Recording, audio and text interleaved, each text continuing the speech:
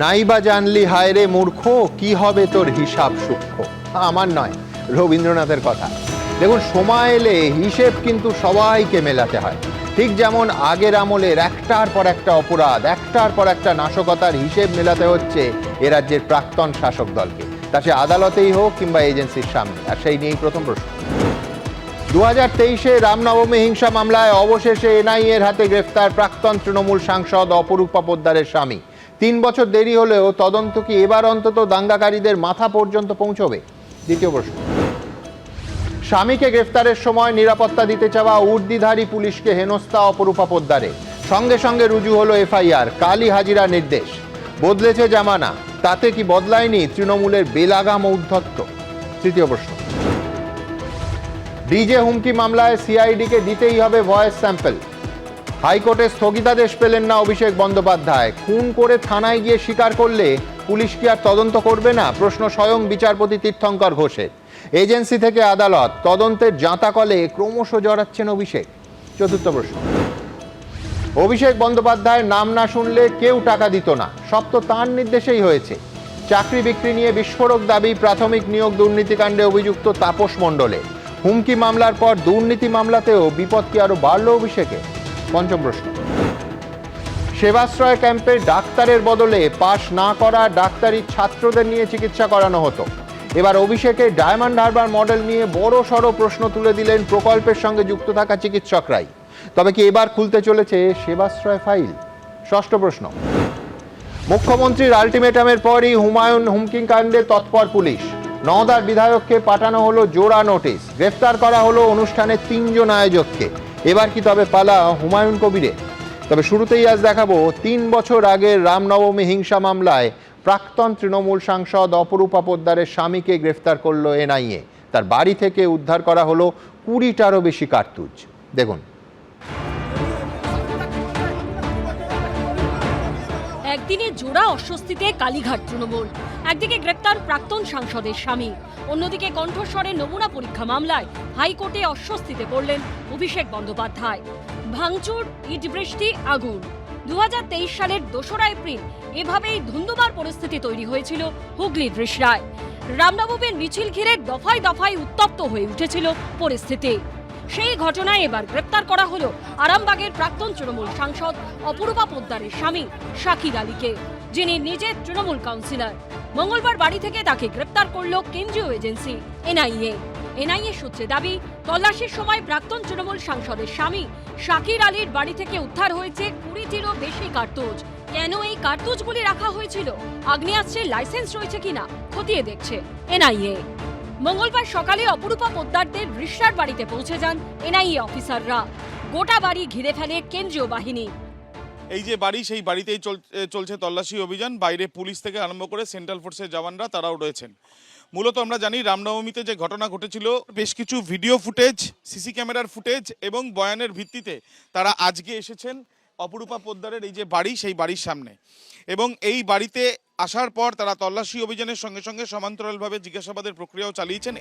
রিষড়া পুরসভার 4 নম্বর ওয়ার্ডের Trinamool councillor Shakir Ali. NIA সূত্রে দাবি, রামনবমীর দিন অশান্তিতে উস্কানি দেবার অভিযোগ রয়েছে তার বিরুদ্ধে। অপরূপা পোদ্দার পুরোদস্তুর মমতা বন্দ্যোপাধ্যায়ের উপর আস্থা রেখে দলটাকে পুনর্গঠনে আবার সমস্ত রকমভাবে কাজ করছেন, তার স্বামীকে গ্রেপ্তার করা হলো। প্রাক্তন তৃণমূল সাংসদের স্বামীর গ্রেপ্তারির খবর সামনে আসতে বাড়ির সামনে বিক্ষোভ দেখাতে শুরু করেন তার অনুগামীরা। অপরূপা পোদ্দার নিজে বেরিয়ে আসেন বাড়ির বাইরে। পুলিশের সঙ্গে বচসা বাঁধে তার। মহিলা পুলিশ কর্মীকে কার্যত হেনস্থা করেন তিনি।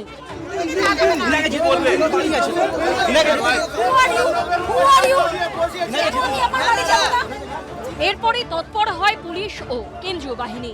কয়েক মিনিটের মধ্যেই সরিয়ে দেওয়া হয় জমায়েত। তৃণমূল কাউন্সিলর ও অপরূপা পোদ্দারের স্বামী শাকির আলীকে গাড়িতে তুলে নিয়ে এলাকা থেকে বেরিয়ে যায় এনআইএ। অপরূপা পোদ্দার তার স্বামীকে গ্রেপ্তার করে নিয়ে যাওয়া হচ্ছে, সরাসরি সেই ছবি দেখাচ্ছে সন্দীপ সাধুকা। এবং তাকে যে গ্রেপ্তার করে নিয়ে যাচ্ছে এনআইএ। 2023 মামলা, আমার কোনো দোষ নেই। ফের আরেক দফায় পুলিশের সঙ্গে বচসা বাঁধে অপরূপা পোদ্দারের। দিদি কি বলবেন? দিদি কি বলবেন? দিদি কি বলবেন?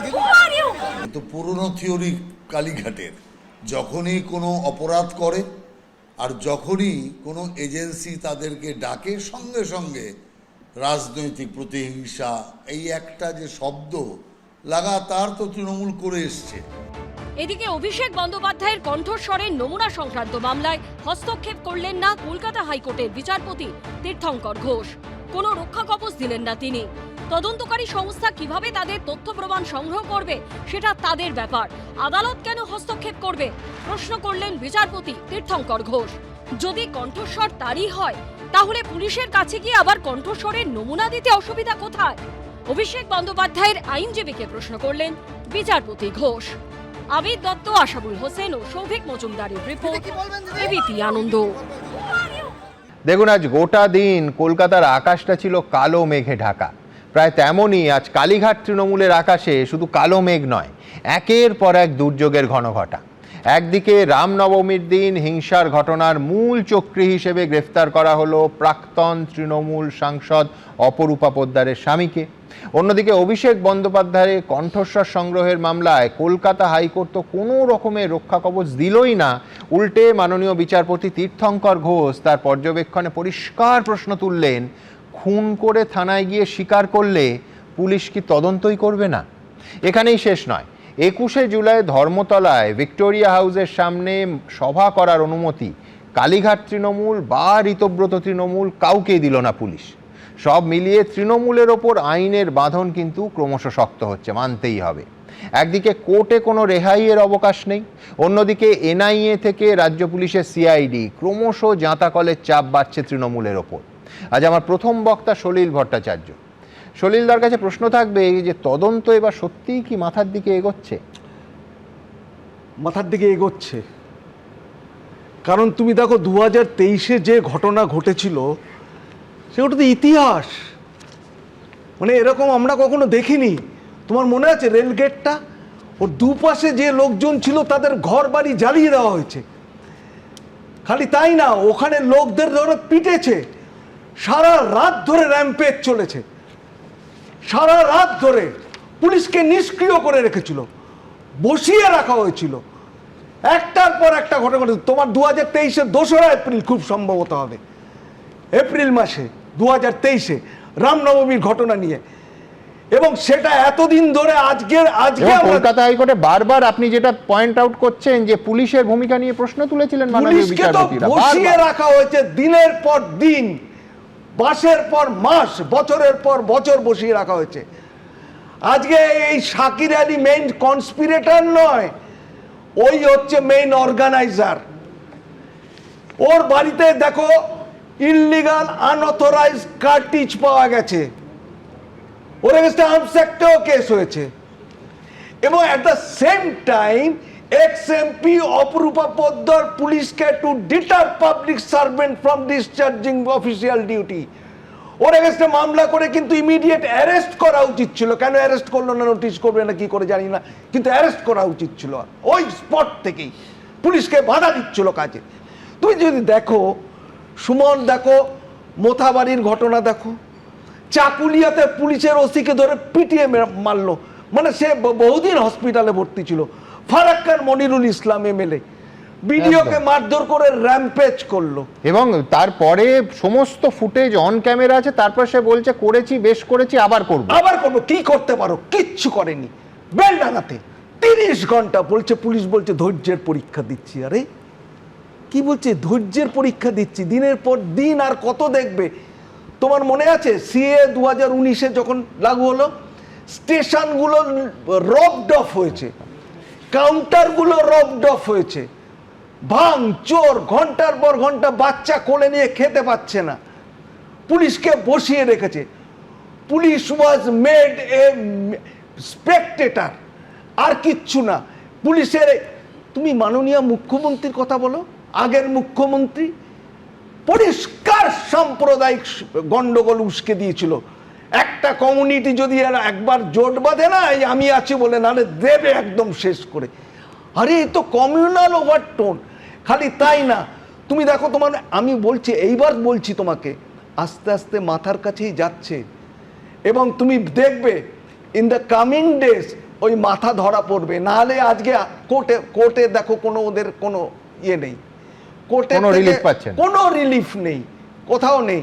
তোমার কালীঘাটের কাকুর কথা মনে আছে? আমার সাহেবকে কেউ ছুতে পারেন না, উনি মানে ধরা ছোঁয়ার বাইরে। ঠিক। এবং কালীঘাটের কাকু নামটা এবং তার পরিচয় প্রথম যিনি সামনে এনেছিলেন তাপস মণ্ডল, আরেক অভিযুক্ত, তিনি আজকে এই দুর্নীতি নিয়ে কি বলছেন তাও দেখাবো। বলছি যে তার কথা ছাড়া দুর্নীতির একদম। টাকা কোথায় পৌঁছবে না পৌঁছবে সেটা সে ঠিক করে দেবে, সেটা সে ঠিক করে দেবে। সুতরাং দেখো, আমি বলছি কোর্ট থেকে রিলিফ নেই, প্রশাসন দেখো গুন্ডা আইন বার করেছে। আজকে জাহাঙ্গীর তুমি 60খানা প্রপার্টির মালিক এখন পর্যন্ত, অ্যাজ ইট স্ট্যান্ডস নাও, এখন পর্যন্ত এতগুলো প্রপার্টি তার হয়েছে, প্রত্যেকে লুটে পুটে খেয়েছে।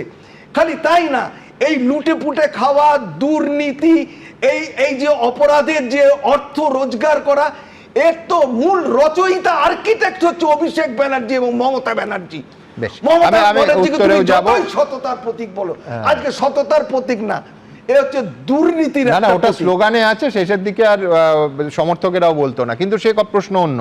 আমি সরাসরি আজকের এই রামনবমীর ঘটনায় একেবারে খুব স্পষ্ট করে পুলিশের ভূমিকাকে স্ক্যানারের নিচে আজ থেকে নয়, 2023 থেকে 26 অবধি যতবার বিভিন্ন কোর্ট অফ লয়ে এই মামলা উঠেছে, হাইকোর্ট থেকে লোয়ার কোর্ট, হাইকোর্ট থেকে সুপ্রিম কোর্ট, সর্বত্র পুলিশের ভূমিকা নিঃসন্দেহে সমালোচনা এবং প্রশ্নের মুখে দাঁড়িয়েছে। কেন?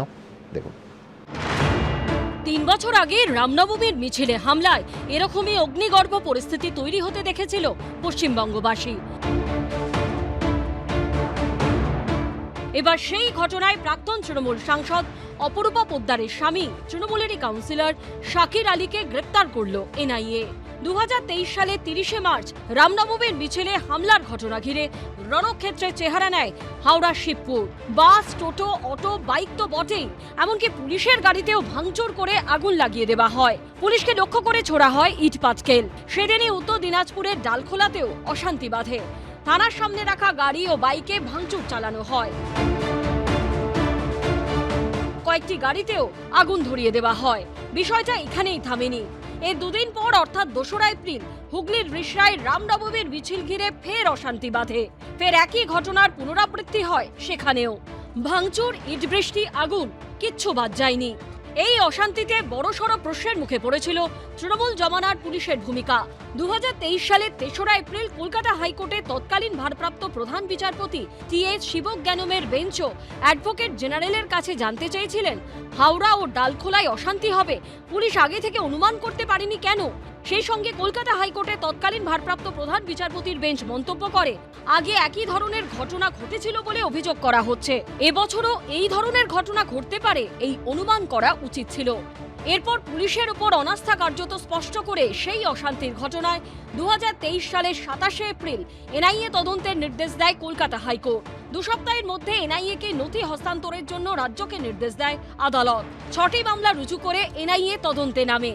এনআইএ সূত্রে দাবি, এই অশান্তির ঘটনায় পুলিশ যাদের গ্রেপ্তার করেছিল তাদের অধিকাংশের বিরুদ্ধে জোরালো তথ্য প্রমাণ মেলেনি। তাদের অনেকে পরবর্তীকালে জামিন পেয়ে যায়। এই সমস্ত মামলার তদন্তকে নস্যাৎ করার চেষ্টা করেছিল মমতা ব্যানার্জি নেতৃত্বাধীন সরকার, কিন্তু শেষ রক্ষা হয়নি। শেষ পর্যন্ত বাধ্য হয়েছে এনআইএ ইনকোয়ারি দিতে, আর সেই ইনকোয়ারিতে অপরূপা পোদ্দারের স্বামী গ্রেপ্তার হয়েছে।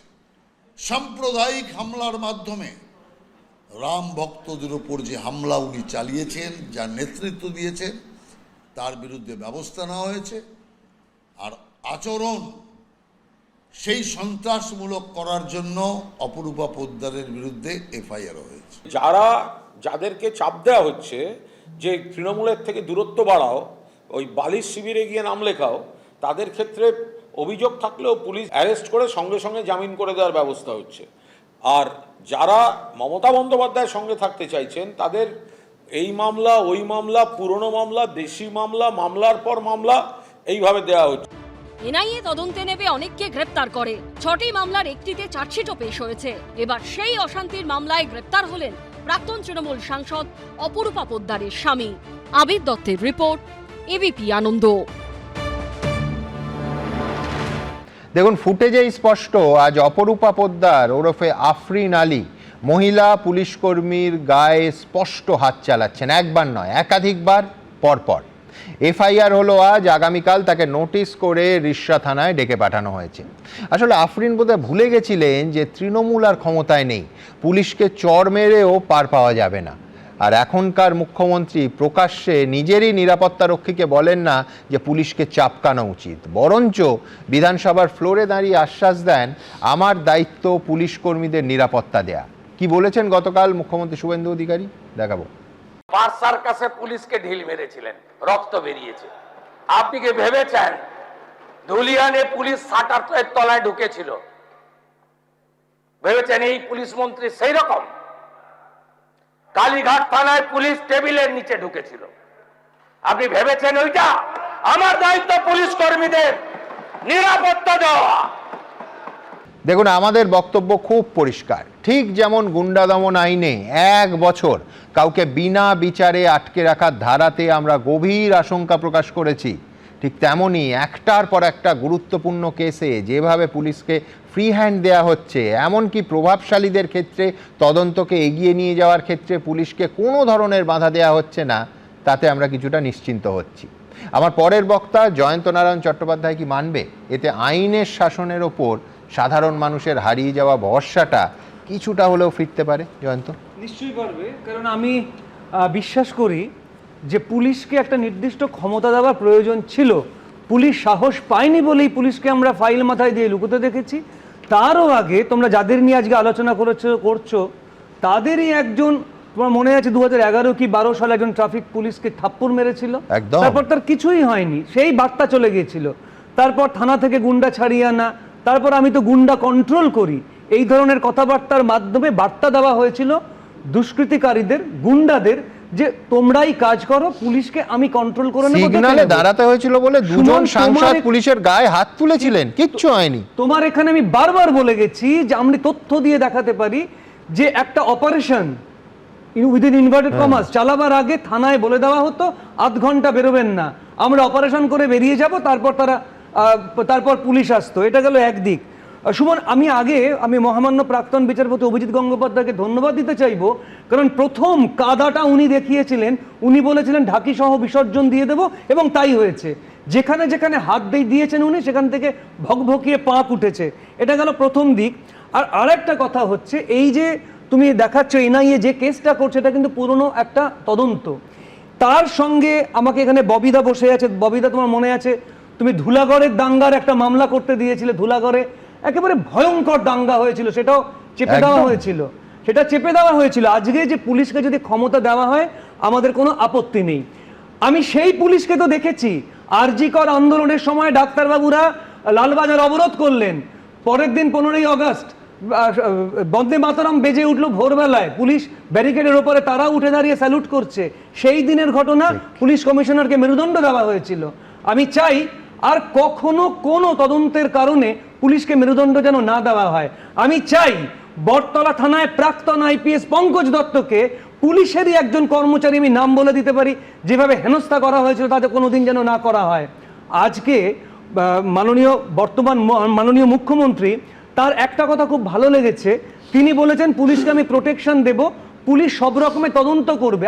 আমি সঙ্গে সঙ্গে বলে দিতে চাই, হ্যাঁ, কিন্তু অভিযোগটা শাসক দলের বিরুদ্ধে, এখনকার শাসক দলের বিরুদ্ধে হলেও পুলিশকে যেন এই ফ্রি হ্যান্ড দেওয়া হয়। এক্স্যাক্টলি। এবং আরো একটা কথা আছে, গত জমানায় আমরা দেখেছি র্যাম্প্যান্ট মিসইউজ অফ ল। তুমি জানো বর্ডার এরিয়াগুলিতে মিথ্যে ড্রাগের মামলা, মিথ্যে যেটাকে বলে পানি কেস, সবজি কেস, সেই ধরনের মামলা, আর্মস অ্যাক্টের মামলা ভরে গিয়েছিল। আমি শুধু বলবো, যদি মিসইউজ হয় তাহলে কিন্তু আমরা এইখানে বসে আওয়াজ তুলবো, আমরা এইখানে বসে বলবো যে মিসইউজ হচ্ছে। আমি মাননীয় মুখ্যমন্ত্রীকে বলতে চাইবো, পুলিশকে আপনি প্রোটেকশন দিন, আমাদের কোনো বক্তব্য নেই। পাশাপাশি সাধারণ মানুষকেও প্রোটেকশন দিতে হবে, কারণ আপনি সাধারণ মানুষেরও মুখ্যমন্ত্রী, আপনাকে খোঁজ নিতে হবে। শুধু একটা কথা বলি, যে মহামান্য সুপ্রিম কোর্টের একটা রায়ের বলে 7 বছর অবধি সাজা যে অপরাধগুলোতে, সেখানে পুলিশকে একটা তদন্ত করতে হয়। আমি তোমার এখানে বসে চিৎকার করেছি যে বিভিন্ন থানায় তার দর বাঁধা হয়েছে, 50,000 থেকে 1 লাখ 1.5 লাখ যদি পুলিশকে মিট করতে হয় তখন দর দিতে হয়। আশা করি এটা হবে না। নির্দিষ্ট আইন ছিল, পুলিশের হাতে ক্ষমতা ছিল, পুলিশকে আরও ক্ষমতা দেওয়া হচ্ছে সাধারণ মানুষকে সুরক্ষা দেওয়ার জন্য। মনে রাখতে হবে, পুলিশকে যে ক্ষমতা দেওয়া হয়েছে তা সাধারণ মানুষকে সুরক্ষা দেওয়া হবে বলে, এটার যেন কোনো ব্যাঘাত না হয়, সাধারণ মানুষ যেন নিশ্চিন্তে থাকতে পারেন। পুলিশ ফ্রেন্ডলি হতে হবে, মানে সাধারণ মানুষ ফ্রেন্ডলি হতে হবে পুলিশকে। অভিযোগ ওঠে, থানায় গেলে অভিযোগপত্র নেওয়া হয় না, অভিযোগ ওঠে, থানায় গেলে বসিয়ে রাখা হয়। আশা করি এগুলো হবে না, আমরা যেন একটা নতুন দিক দেখতে পারি। তোমাকে একটা কথা বলি, তোমার এখানেই আমি বলি প্রভাবশালী আর পকেট খালির তত্ত্ব। প্রভাবশালীর জন্য যে আইন, পকেট খালির জন্য সে আইন হবে না তো। প্রভাবশালীর জন্য আইন আলাদা বলেই কি শামস ইকবাল ছাড়া পেয়ে গেল? শামস ইকবাল একটা নন কম্পাউন্ডেবল কেস, একটা আর্মস অ্যাক্টের মামলা, নন কম্পাউন্ডেবল, জামিন অযোগ্য, তার বিরুদ্ধে অভিযোগ হলো, আর অভিযোগ হবার পর বিকেলে সে অভিযোগটা উঠে গেল। উইদিন 8 আওয়ার্স, 8 ঘন্টার মধ্যে। ভাবতে পারো জয়ন্ত, একদম আমাদের ভাষায় একে বলে নন কম্পাউন্ডেবল অফেন্স, যা আপোষ মীমাংসা করা যায় না, সেখানে অভিযোগ উঠে গেল। তার মানে কি প্রভাবশালীদের জন্য আলাদা আইন আর আমাদের মতো পকেট খালিদের জন্য আলাদা আইন? তবে আমি বলছি প্রভাবশালী পকেট খালি ছাড়া আরেকটা রাজনৈতিক সমাজে শ্রেণী বিভাজন তো হয়ে গেছে, সেটা হচ্ছে ভালো তৃণমূল আর খারাপ তৃণমূল। আমি বিস্তারিত এটায় আসবো, কিন্তু তার আগে আপনাদের দেখাবো ওই সুবিচার পাওয়ার রাস্তার কথা জয়ন্ত বলছিল না, সেইখানে কিন্তু বারবার তৎকালীন রাজ্য সরকার, যাতে এই আজ যারা তদন্ত করছে সেই এনআইএ এর গতিরোধ করা যায়, এনআইএ এর হাতে তদন্তভার না যায়, বারবার একেবারে লোয়ার কোর্ট থেকে হাইকোর্ট হয়ে সুপ্রিম কোর্ট বারবার সেই রাস্তা দেয়াল তোলার চেষ্টা করেছে মমতা বন্দ্যোপাধ্যায় সরকার। দেখুন, ভাঙচুর, অগ্নিসংযোগ, সংঘর্ষ, সরকারি সম্পত্তি নষ্ট। 2023 সালে রামনবমীকে কেন্দ্র করে কি দেখেনি রাজ্যবাসী? এরপর পুলিশ হয়ে তদন্ত পৌঁছয় কেন্দ্রীয় এজেন্সি এনআইএ এর হাতে, কিন্তু তার আগে মামলা হাইকোর্ট হয়ে সুপ্রিম কোর্ট পৌঁছেছিল, জল গড়িয়েছিল বহুদূর অবধি। এই ঘটনা তদন্তভার যাতে এনআইএ এর হাতে না পৌঁছয়, তার জন্য মরিয়া চেষ্টা চালিয়েছিল তৎকালীন তৃণমূল সরকার। 2023 সালে রামনবমীর মিছিলকে কেন্দ্র করে হাওড়া, শিবপুর, হুগলির বৃষড়া এবং উত্তর দিনাজপুরের ডালখোলায় দফায় দফায় অশান্তি হয়। এই ঘটনায় হাইকোর্টের দ্বারস্থ হন শুভেন্দু অধিকারী। 2023 সালের 27 এপ্রিল কলকাতা হাইকোর্টের তৎকালীন প্রধান বিচারপতি টি.এস. শিবজ্ঞানম এবং বিচারপতি হিরণময় ভট্টাচার্যের ডিভিশন বেঞ্চ নির্দেশ দেয়, হাওড়া, হুগলি, ডালখোলায় অশান্তির ঘটনায় তদন্ত করবে এনআইএ। তার জন্য 2 সপ্তাহের মধ্যে এনআইএ-কে সমস্ত নথি হস্তান্তর করতে হবে রাজ্যকে। হাইকোর্টে এনআইএ জানায়, আমরা তদন্তে প্রস্তুত, কিন্তু এনআইএ তদন্তের নির্দেশের উপর স্থগিতাদেশ চেয়ে সুপ্রিম কোর্টের দ্বারস্থ হয় রাজ্য সরকার। তবে তাতে সাড়া দেয়নি সর্বোচ্চ আদালত। এনআইএ তদন্তের বিষয়টি হাইকোর্টের উপরই ছেড়ে দেয় সুপ্রিম কোর্ট। কিন্তু মামলা তদন্তভার গ্রহণের জন্য কেন্দ্রীয় স্বরাষ্ট্র মন্ত্রক যে বিজ্ঞপ্তি জারি করেছিল, তা খারিজ ও এনআইএ এর এফআইআর ও সব পদক্ষেপের উপর স্থগিতাদেশের আবেদন নিয়ে ফের হাইকোর্টের দ্বারস্থ হয় রাজ্য সরকার। কিন্তু সুপ্রিম কোর্টের পর হাইকোর্টের সিঙ্গেল বেঞ্চেও ধাক্কা খেতে হয় তৎকালীন মমতা বন্দ্যোপাধ্যায় সরকারকে। রামনবমীর মামলায় রাজ্য সরকারের ভূমিকায় তীব্র ক্ষোভ প্রকাশ করেন বিচারপতি জয় সেনগুপ্ত। বলেন, কলকাতা হাইকোর্টের নির্দেশকে চ্যালেঞ্জ করে আপনারা লক্ষ লক্ষ টাকা খরচ করে সুপ্রিম কোর্টে গেছেন। সুপ্রিম কোর্টের রায় আপনাদের বিপক্ষে গেছে। এখন আর কোনোভাবে এই আদালত আপনাদের মামলার মধ্যে ঢুকবে না। রাজ্য সরকারের উদ্দেশ্যে বিচারপতি নির্দেশ দেন, আগে এনআইএ-কে নথি হস্তান্তর করুন, তারপর দেখব। পদে পদে তৎকালীন তৃণমূল সরকারের বিরুদ্ধে উঠেছিল এনআইএ তদন্তে অসহযোগিতার অভিযোগ। 2023 সালেরই সেপ্টেম্বর মাসে রাজ্য সরকারের বিরুদ্ধে অসহযোগিতার অভিযোগ তুলে হাইকোর্টে যায় এনআইএ। রামনবমীতে অশান্তির মামলায় অনেক তথ্য দেওয়া হচ্ছে না বলে অভিযোগ তোলে তারা। রামনবমীতে হামলা করবে, মানুষজনকে মারবে, রাম ভক্তদের কষ্ট দেবে, তাকে তো গ্রেপ্তার করতেই হবে। একটা জিনিসের মাধ্যমে পুরো বার্তা দিচ্ছে প্রশাসন, পুলিশ, যে সন্ত্রাসবাদের কোনো ঠাঁই পশ্চিমবাংলায় নেই, গুন্ডামির ঠাঁই পশ্চিমবাংলায় নেই, সাম্প্রদায়িক আক্রমণের ঠাঁই পশ্চিমবাংলায় নেই। যারা এ কাজ করবে বা যারা এ কাজ করেছে তাদের বিরুদ্ধে কঠোর ব্যবস্থা গ্রহণ করা হবে। পাল্টা অযোধ্যার রাম মন্দিরে প্রণামী চুরির প্রসঙ্গকে হাতিয়ার করে বিজেপিকে তুলোধনা করছে তৃণমূল। এই যে রাম মন্দির নিয়ে ভয়ঙ্কর কেলেঙ্কারিটা চলছে, মন্দির সেখান থেকে চুরি, ভয়ঙ্কর ব্যাপার। এটা হয় নাকি কখনো? আমরা জানি না কোথায় কি হয়েছে, কারণ ওখানে তো সবই বিজেপি এবং তার বন্ধু বান্ধব। যারা রাম মন্দির নির্মাণ, রাম মন্দির নিয়ে এত কথা বলতেন, ভগবান রাম, তো তাদের মুখ থেকে একটা কথা নেই কেন? এদিকে পুলিশকে ধাক্কা দেবার অভিযোগে প্রাক্তন তৃণমূল সাংসদ অপরূপা পোদ্দারের বিরুদ্ধে এফআইআর দায়ের করল পুলিশ। না, এটা তো অন্যায়, এটা অন্যায়। বুধবার শ্রীরামপুর থানায় হাজিরা দেওয়ার জন্য নির্দেশ দেওয়া হয়েছে প্রাক্তন তৃণমূল সাংসদ অপরূপা পোদ্দারকে। আবিদ দত্ত, সৌরভ বন্দ্যোপাধ্যায় ও ব্রতদেব ভট্টাচার্যের রিপোর্ট, এবিপি আনন্দ। দেখুন, এই আফরিন আলী ওরফে অপরূপা পোদ্দার এবং তার স্বামীর বিরুদ্ধে কিন্তু আজ হঠাৎ করে অভিযোগ উঠছে তা নয়। 2023-এর 2রা এপ্রিল হুগলির রিষড়ায় রামনবমীর মিছিল ঘিরে হিংসার সময়ও বারবার স্বামী স্ত্রীর নাম উঠে এসেছিল। কি হয়নি রিষড়ায় সেদিন? ভাঙচুর, আগুন, ইট বৃষ্টি ঘন্টার পর ঘন্টা ধরে চলেছিল।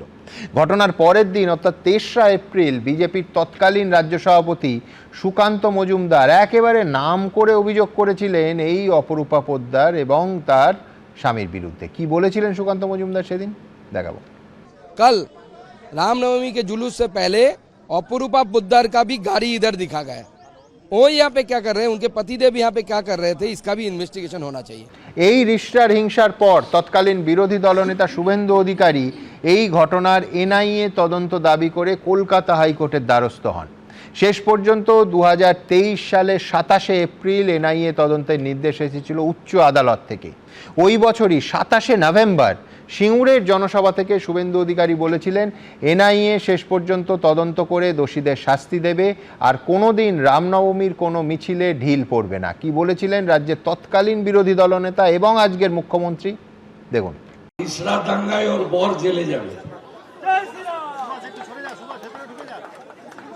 রামনবমীতে ঢিল মেরেছিল, বিমান ঘোষের মাথা ফেটেছিল,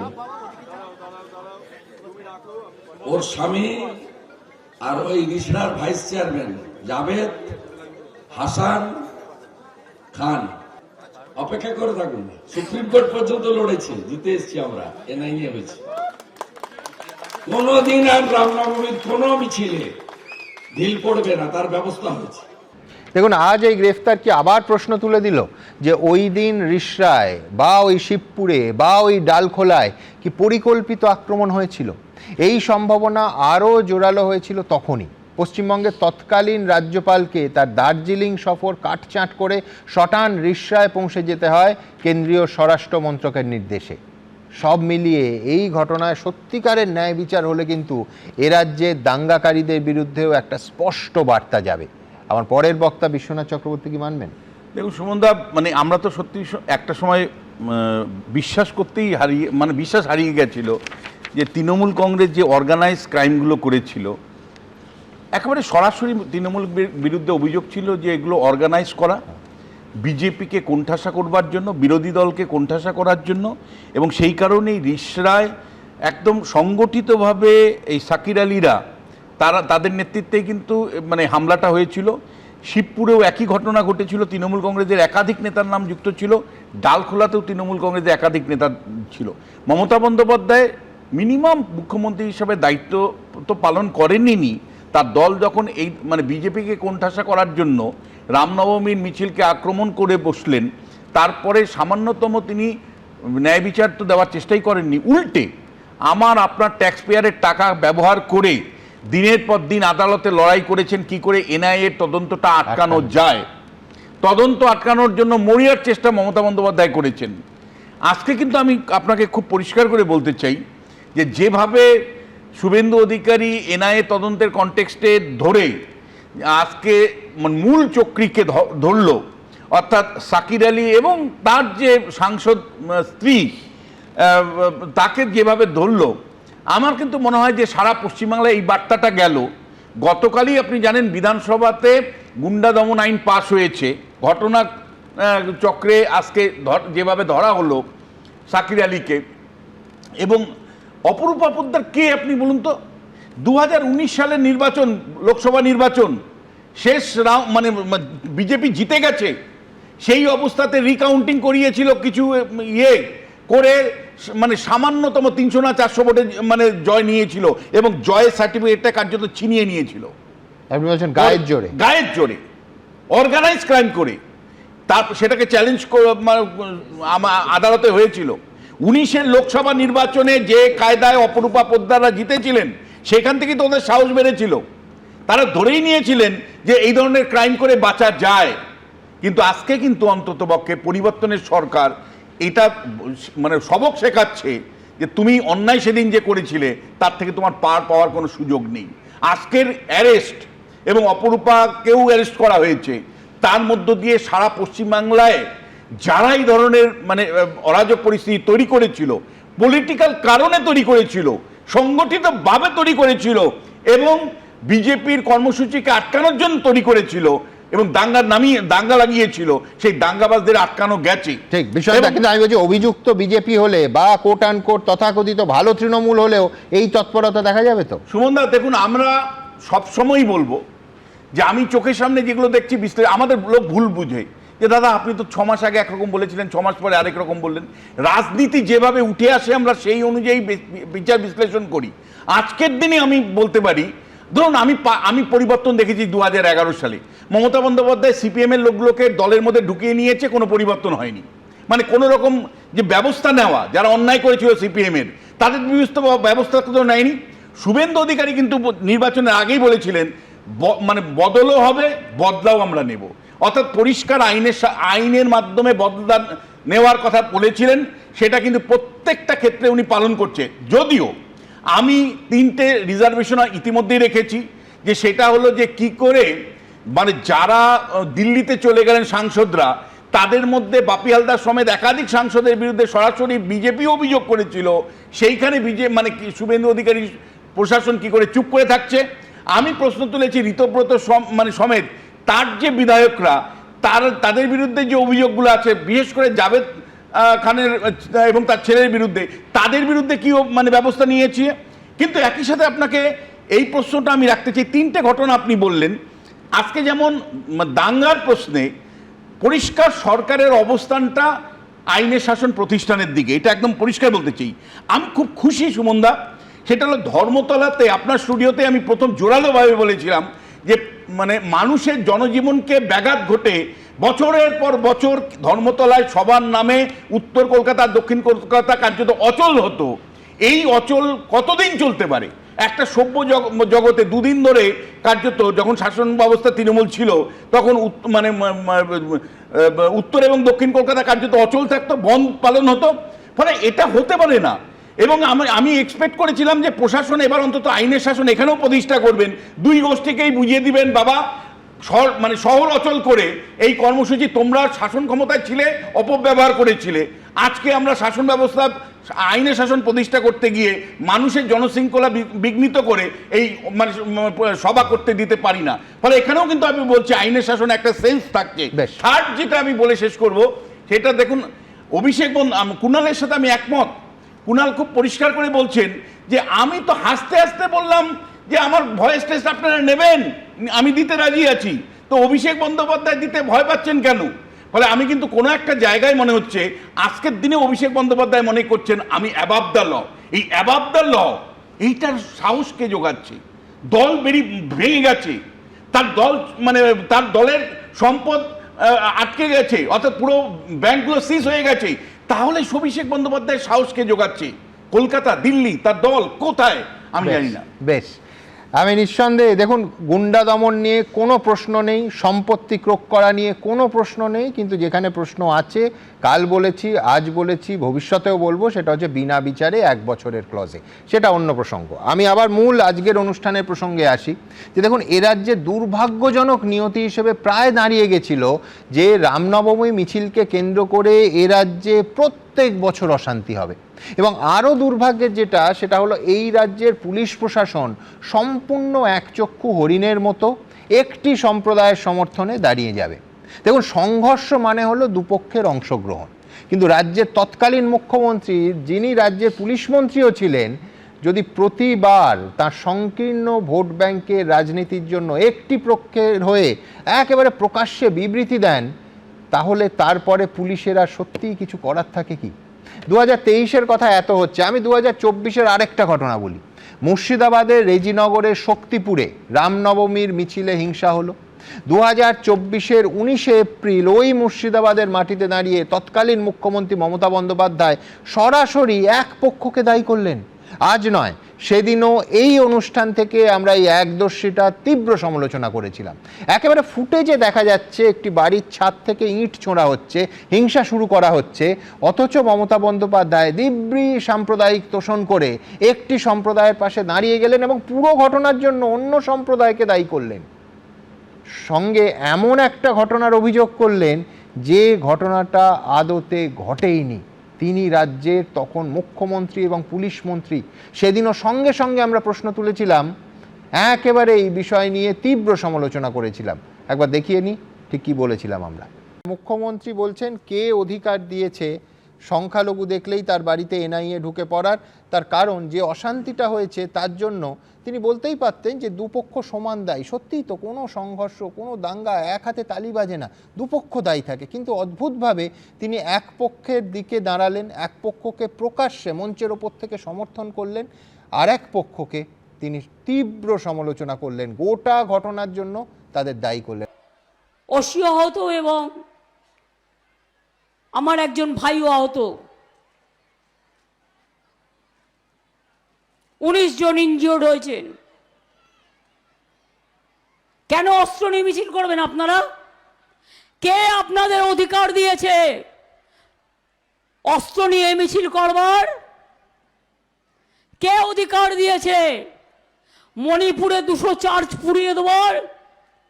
কে অধিকার দিয়েছে মসজিদে গিয়ে বোমা মারবার? আইন মেনে প্রশাসনিক প্রধান তিনি তো চোখে ফেট্টির মতো সমস্ত ধর্ম, বর্ণ, জাতি এক দৃষ্টিতে দেখবেন। তিনি একটা পক্ষ নিলেন একটা ঘটনার, আরেকটা পক্ষ যাদের বিরুদ্ধে প্রচুর ফুটে যাচ্ছে তাদের সম্পূর্ণ ক্লিন চিট দিয়ে দিলেন। বলুন তো, তারপর পুলিশের আর কোনো কিছু করার থাকে? কটা উদাহরণ দেব। 2014 সালের 29শে নভেম্বর সিদ্দিকুল্লাহ চৌধুরীর সভাকে কেন্দ্র করে এই কলকাতা শহরের ধর্মতলায় তাণ্ডব চলল। 5 জন আইপিএস অফিসার সহ অসংখ্য পুলিশকর্মী আহত হয়েছিলেন। অথচ মমতা বন্দ্যোপাধ্যায় পরে সেই হিংসাটাকেও প্রায় জাস্টিফাই করেছিলেন অন ক্যামেরা। অথচ এবছরই নির্বাচন কমিশনের তত্ত্বাবধানে এবছরের রামনবমীতে, এবছরের ওই 26শে মার্চ আর 27শে মার্চ কোনো অশান্তির ঘটনা ঘটেনি, একটাও ঘটেনি। সুতরাং পুলিশ প্রশাসন করা হলে সব পক্ষের দাঙ্গাকারীরাই গর্তে ঢুকে যায়, নিয়ন্ত্রণে থাকে। প্রদীপ্ত কি মানবে? না দাদা, 100 বার মানবো। এবং তোমার একটা কথা খুব গুরুত্ব সহকারে মানবো, সেটা হচ্ছে যে তুমি যখন বললে যে প্রশাসন যদি ধর্ম নিরপেক্ষভাবে এবং সর্বধর্ম সমন্বয় সংবিধান মেনে যদি কাজ করে, তাহলে এই ধরনের বিভেদ হয় না। যে বিভেদটা আমরা দেখলাম, যে বিশেষ একটা ধর্মের সভা করার জন্য রেড রোড বন্ধ হয়ে গেল, সেটা একটা মাঠে করতে হলো। আবার একটা সার্বজনীন অনুষ্ঠান করার জন্য রেড রোড 7 দিন বন্ধ রইল। এবং সেখানেও কিন্তু যেমন স্যার বললেন যে 21শে জুলাইয়ের জন্য দুটো অঞ্চল বা পুরো কলকাতা শহর অচল হয়ে যায় কয়েক ঘন্টার জন্য, সেখানে 7 দিনের জন্য কার্যত উত্তর দক্ষিণের মধ্যে যে সংযোগ স্থল এবং যারা ওই অঞ্চল থেকে আসেন তাদেরও সেই অবস্থাটা, সেটাও কিন্তু কার্যত সমস্যার একটা সম্মুখীন হতে হয়েছিল। সেটা তাদের কথা। আমার বক্তব্য তোমার দুটো কথা দিয়ে আমার খুব ভালো লেগেছে। এক হচ্ছে জাঁতা কল নিয়ে তুমি কথা বলেছো, এবং তৃণমূল কংগ্রেসের জাঁতা কলের প্রসঙ্গ সেখানে এসে আমার কিন্তু এখানে একটা দারুণ পাল্টা মনে হয়েছে। জাঁতা কলে পিষেই কিন্তু খাদ্যশস্য তার প্রকৃত খাদ্য গুণটা পায়। ফলে আমার এখন মনে হচ্ছে যে এটা ভালো একটা দিক। না পুড়লে শোনা হয় না, না পুড়লে শোনা হয় না, এটা একটা দিক। আর তুমি বললে কালো মেঘ, সেটার কোথায়? আমি বলছি যে স্বর্ণকারের দোকানেই তো তিনি যাচ্ছেন না, সেটা ঠিক যাচ্ছে। হ্যাঁ, রেহাই চাইছেন। কুণাল ঘোষ আজকে প্রশ্ন করছেন অভিষেক কেন যাচ্ছে না, শুধু মাননীয় বিচারপতি নয়, এবং সবথেকে বেশি যাচ্ছেন, সেটা বোধহয় তোমরাও দেখিয়েছো। আর তুমি কালো মেঘ দিয়ে বললে, আমার তো মনে হলো মেঘ দেখে তুই করিস নেরে ভয়, আড়ালে যে তার সূর্য হাসে। এই যে কোন সূর্য হাসছে আর কোন সূর্য অস্তমিত যাবে, সেটা একটু ভাবতে হবে। 29 সামনে আছে, আরো কতগুলো কথা।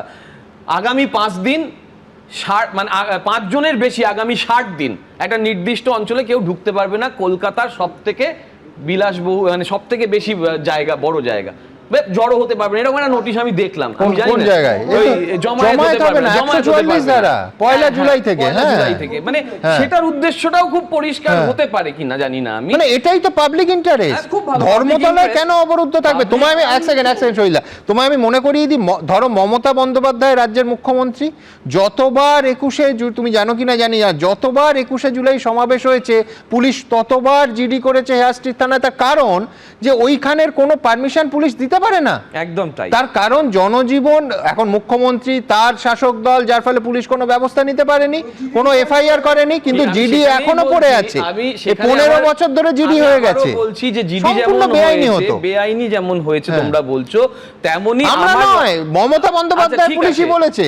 তাই হচ্ছে, কিন্তু 60 দিনের জন্য, হ্যাঁ 60 দিনের জন্য কি এত ভয়? 21 জুলাই কি এত ভয়? লোকই তো হবে না, তৃণমূল দলটা তো শেষ হয়ে ভয় গেছে। নয়, তৃণমূল আমি দলটা বলছি, তো শেষ হয়ে আমি বলছি গেছে। শোনো, ভয়েরও এবার দুটো আছে, objective-টা তো যে 21 জুলাই কাজ ঋতব্রত কেন? তৃণমূল না কালীঘাট তৃণমূল সে অন্য প্রসঙ্গ, কিন্তু আমার বক্তব্য কোন তৃণমূল, কোন বিজেপি, কোন সিপিএম, কোন কংগ্রেসেরই আইনি অধিকার বাবা, নেই স্যার, আপনার সময় ধর্মতলা বলেন, আপনারা অধৈর্য হচ্ছেন হার্ট অফ কেন? দ্য সিটি ধর্মতলায় আগামী 5 অবরুদ্ধ বছর করা। তৃণমূলকে নিয়েই আপনাকে বলতে হয়। 15 সম্পূর্ণ বছর যেমন বেআইনি। বলে গেছেন, একদম 15 সঠিক বছর কাজ ধরে করেছে পুলিশ। তৃণমূলের বিরুদ্ধে বলছেন, এখনো আমি বলছি তারপরেও স্যারের তর্স হয়েছে না। আচ্ছা বলতে পারছেন না কেন? একমাত্র তো উনি এখানে জাজমেন্ট দিলেন।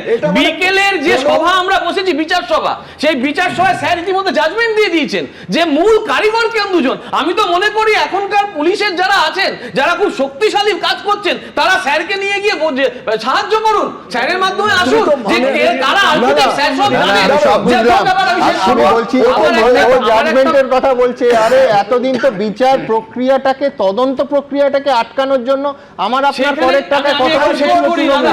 আমি বলছি স্যারের এত অধৈর্য হচ্ছে। স্যার আমার বলার সময়টা শেষ হয়, প্লিজ আপনি আমার থেকে বহু বড় স্যার, 15 বছর ধরে বলছি, আমি সবে শুরু করেছি স্যার, আমি সবে বলা শুরু করেছি স্যার, আপনি 15 বছর ধরে বলছেন স্যার, প্লিজ প্লিজ স্যার, হাত জোড় করছি স্যার, আমি স্যার আচ্ছা দুজনের কাছে যাচ্ছি।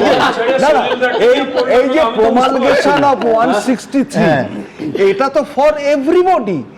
এটা কেউ ওরকম জমায়েত করতে পারবে না, ফর ফর সিপিএম, ফর একদম। কংগ্রেস, এটা ফর তো বলে দিয়েছে স্যার, আপনি repeat করছেন। প্রত্যেকের জন্য।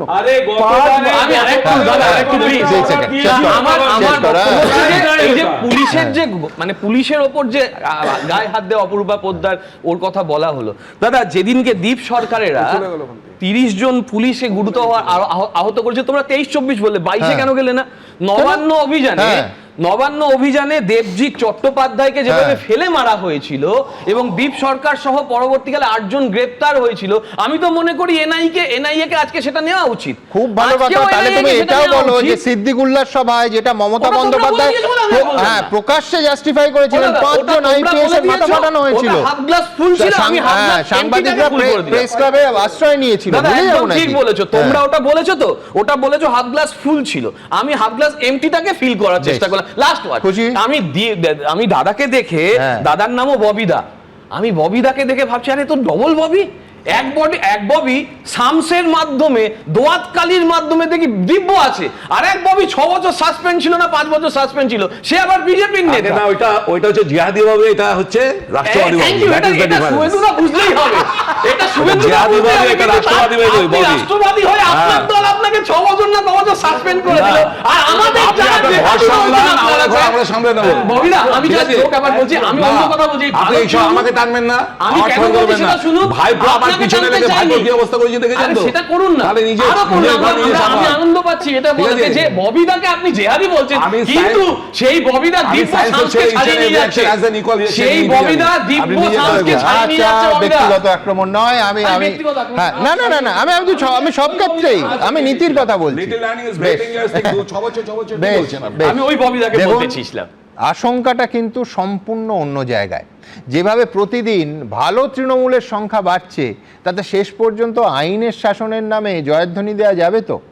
খারাপ তৃণমূলরা হাইকোর্টের এত ভৎসনা সত্ত্বেও রোজ ডিম খাচ্ছে, আর ভালো তৃণমূলেরা 8 ঘন্টার মধ্যে শটান জামিন পেয়ে যাচ্ছে। খানিকক্ষণ আগে জয়ন্ত যেটা বললো, ভাবুন, সকাল 8টায় গ্রেফতার হয়ে বিকেল 4টেতে শুধু জামিন পাচ্ছে তাই নয়, মিডিয়া যাতে এক কুচি ছবি না তুলতে পারে, ফুটেজ না পায়, পুলিশ তার জন্য আপ্রাণ চেষ্টা করছে, একেবারে ঢাল হয়ে আড়াল হয়ে দাঁড়াচ্ছে। ভাবতে পারেন, যারা ডিম ছোড়ার হয়ে ওকালতি করছিলেন তারা নাকি আর ডিমওলাই খুঁজে পাচ্ছেন না। এটা শামস ইকবালের কথা বললাম।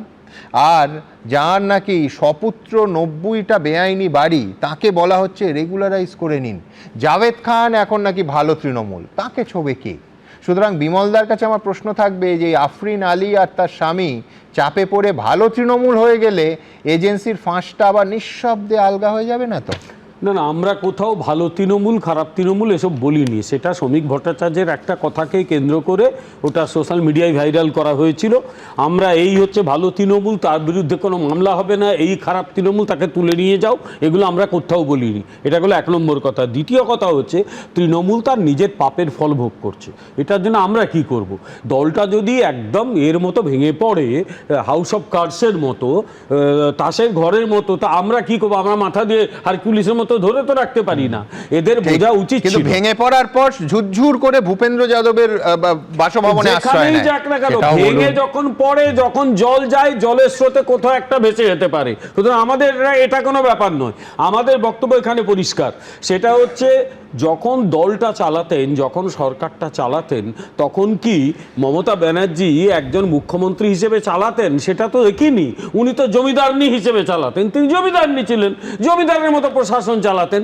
আসলে প্রশাসন বলে কিচ্ছু ছিল না।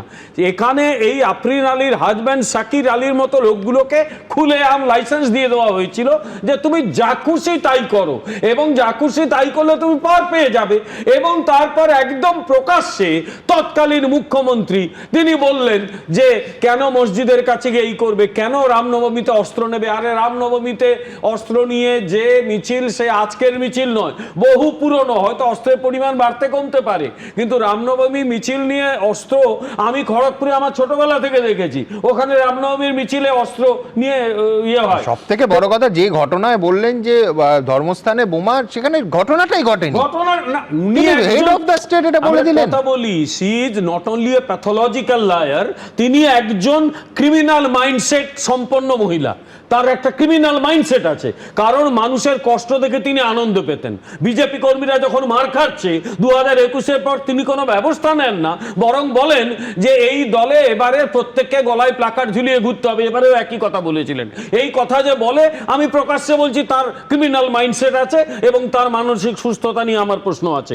এবারে যে প্রশ্নটা করলে যে ভালো তৃণমূল খারাপ তৃণমূল, আমার কাছে একটা বিষয় স্পষ্ট, যে ভারতীয় জনতা পার্টির কর্মীদের যে ভাবনা চিন্তা, তাদের কষ্ট দুঃখ আমাদের দলের নেতৃত্ব বোঝেন বলেই তারা কিন্তু আইনের অনুশাসন এখানে প্রয়োগ করছেন। আমি পরিষ্কার বলছি, অন্যায় করার পরেও কোনো তৃণমূল যদি বেঁচে যায়, তখন নিশ্চয়ই একটা প্রশ্ন করার জায়গা থাকবে। কিন্তু সে প্রশ্ন তো উঠেই গেছে। না না, আপনি 8 ঘন্টার মধ্যে উইদিন 8 আওয়ার্স একজনকে সকালে গ্রেফতার করে বিকেলে সে জামিন পেয়ে যাচ্ছে, এরকম একটা উদাহরণ দেখান। আমার কথা হচ্ছে শামস ইকবালের মতো লোক।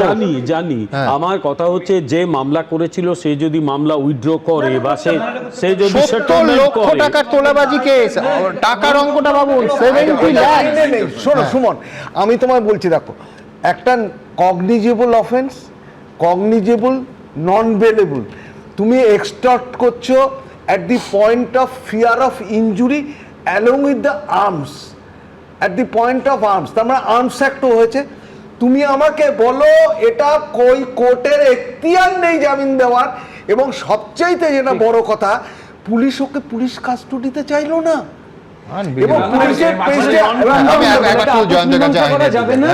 আর হচ্ছে ওই ম্যাজিস্ট্রেট জামিনও দিতে পারবে না। চুমন, 3টে লাইন বলবো। 21শে জুলাই নিয়ে বক্তব্য রাখতে গিয়ে বলতে হবে যে যন্ত্রণাটা শুধু 21শে জুলাই ছিল না, আগের দিন ট্রেন বোঝাই করে সবাই চলে আসতো, ডিম ভাত হতো, সমস্ত স্টেডিয়াম স্কুলগুলি ভরাট থাকতো, অফিসে কেউ যাবে না, সবাই ওখানে হাজির থাকবে, কিন্তু যদি কেউ অ্যাবসেন্ট হতো তাহলে তার কর্মজীবন থেকে একদিন কাটা যেত। 1 নাম্বার 2, রেড রোড নিয়ে কথা বললো প্রদীপ, ওই রাস্তা দিয়ে আমি রোজ গেছি।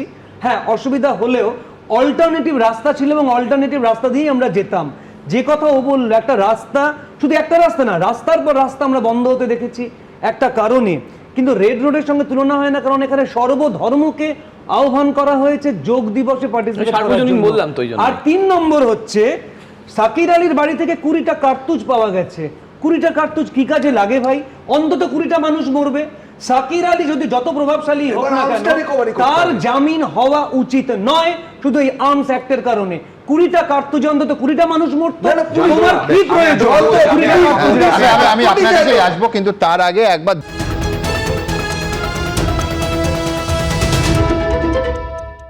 এবিপি আনন্দ, এগিয়ে থাকে, এগিয়ে রাখে।